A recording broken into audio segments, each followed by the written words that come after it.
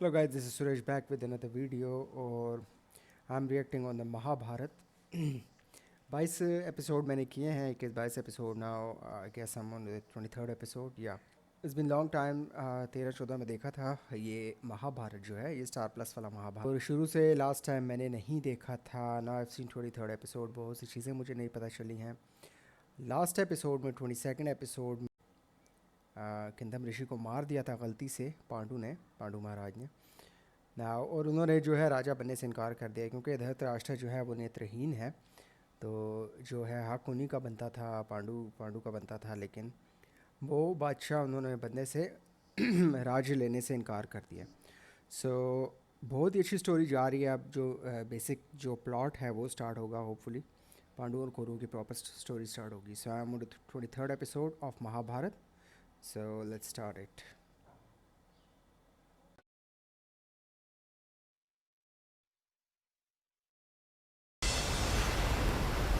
जिस प्रकार काले मेघ स्वयं अपना जल बरसाकर स्वच्छ और श्वेत हो जाते हैं, जिस प्रकार नदी अपने अंदर मिला मैल बहाकर स्वच्छ हो जाती है, वैसे ही राजा का कर्तव्य है कि वह स्वयं को दंड देकर पवित्र हो जाए। मैं अपने कर्तव्य से किस प्रकार मुक्त हो सकता हूँ? प्रायश्चित न्याय और दंड से भी बड़ा होता है पांडु। सच्चा प्रायश्चित वही है जब जीवन में प्रायश्चित के अलावा कुछ और शेष न बचे। मैं समझता हूं किंतु हस्तिनापुर के बारे में सोचकर हृदय दुर्बल हो जाता है। क्या यह सिंहासन फिर से रिक्त हो जाएगा? तुम राज्य का भार संभालते हुए भी सन्यासी की तरह जीवन व्यतीत कर सकते हो। नहीं ताश्री, पर्वत की ढलान पर घर बनाने वाला कभी ना कभी अवश्य खाई में गिर जाता है। इतनी समृद्धि में रहूंगा तो देर अवेर अपने अपराध को भूल माया में लिप्त हो ही जाऊंगा। तब आपको कैसा प्रतीत होगा ताश्री, जब 25 वर्षों के संघर्ष के बाद हस्तिनापुर को एक ऐसा राजा दिया जो सर्वदा योग्य नहीं। तुम्हारी योग्यता का प्रमाण मैं हूं। मैं जानता हूं तुमसे योग्य कोई नहीं है।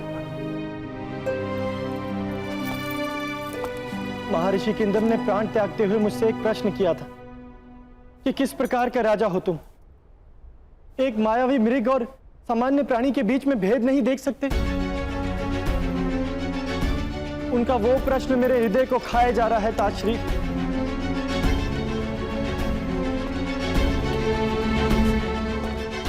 देश को हमने राज्य से वंचित रखा ये कहकर कि वो अपूर्ण है, पर मैंने राजा बनकर कौन सी पूर्णता सिद्ध कर ली?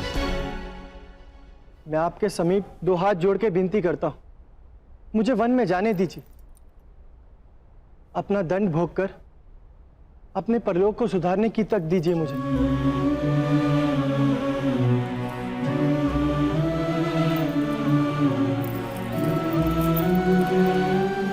आयुष्मान भव।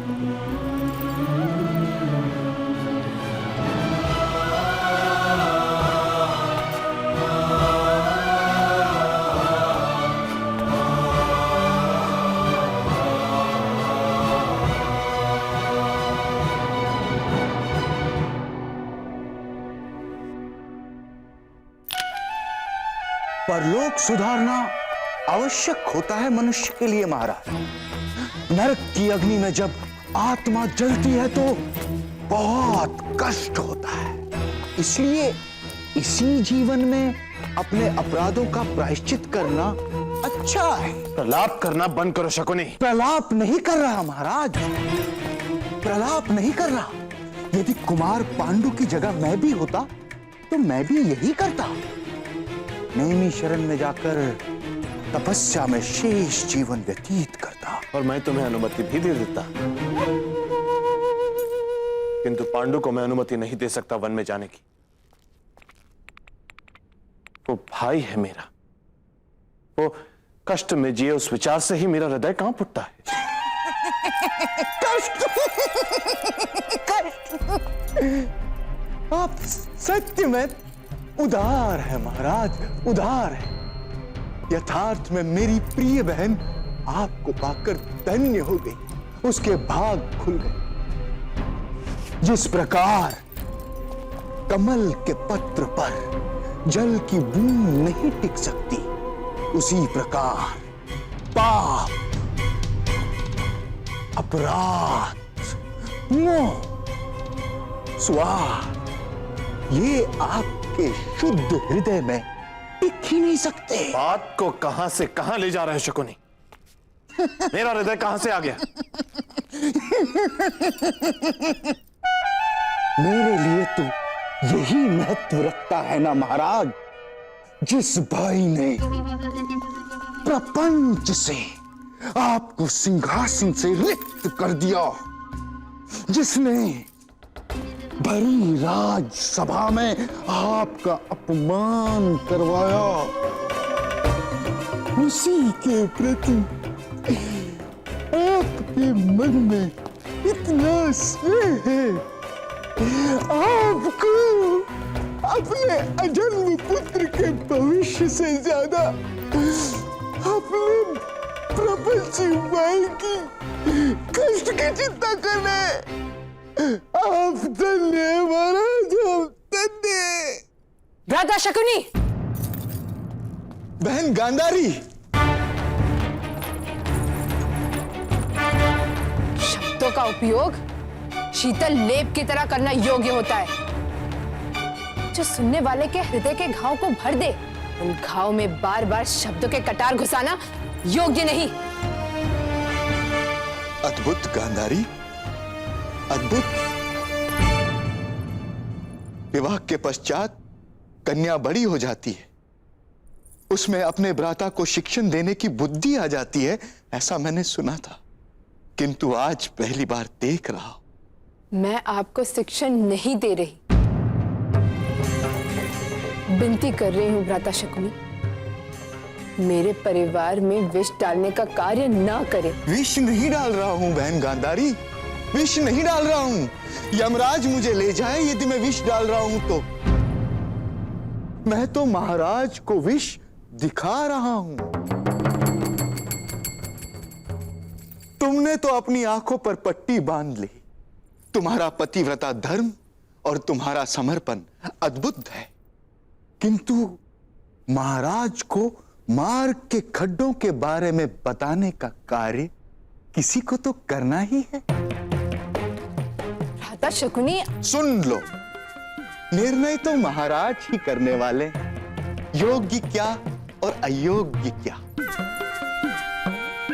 महाराज पांडु के पश्चात हस्तिनापुर के सिंहासन पर तुम्हारा पुत्र विराजमान हो, कम से कम इतनी इच्छा तो महाराज के हृदय में होगी ही।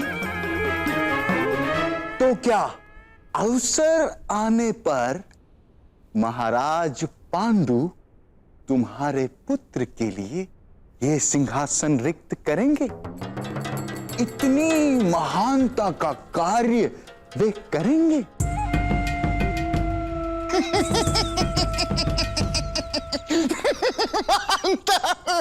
नहीं नहीं, यदि उनके हृदय में इतनी महानता होती तो क्या वे ज्येष्ठ भ्राता के प्रति प्रपंच करते?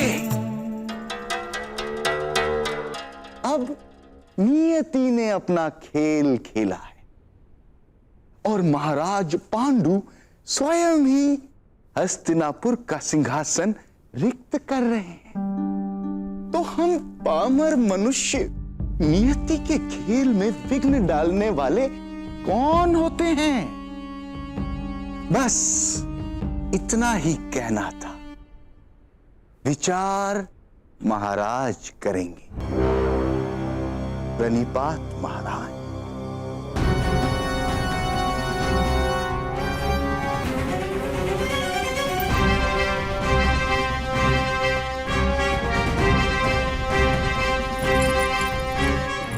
आर्य,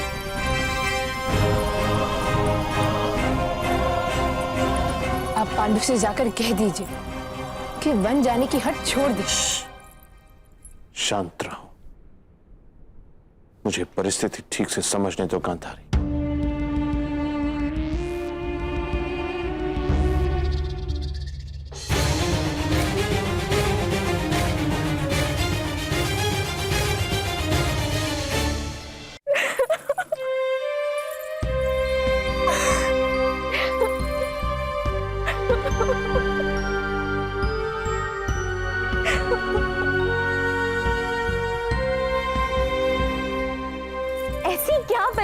है महाराज कि हमें वनवास स्वीकार करना पड़े। ऋषि हत्या का पाप तो अनजाने में ही हुआ है ना? ये पाप का दंड नहीं माद्री, अनजान होने का दंड है। राजा के हाथों ऐसे अनजाने में अपराध होने लगे तो राज्य में न्याय और शांति बनी ही नहीं रह सकती।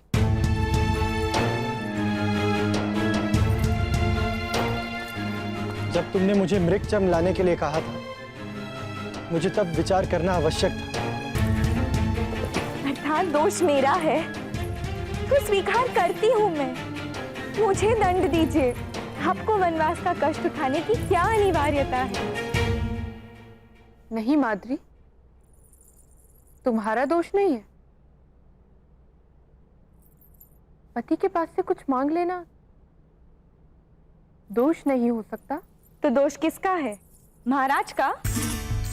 मेरी इच्छा पूर्ण करने का प्रयत्न जो महाराज ने किया वो दोष है ना जीजी?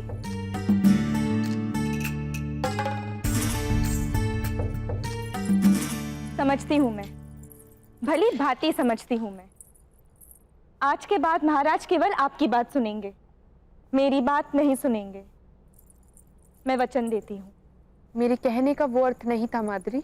दोष मत ढूंढो माद्री।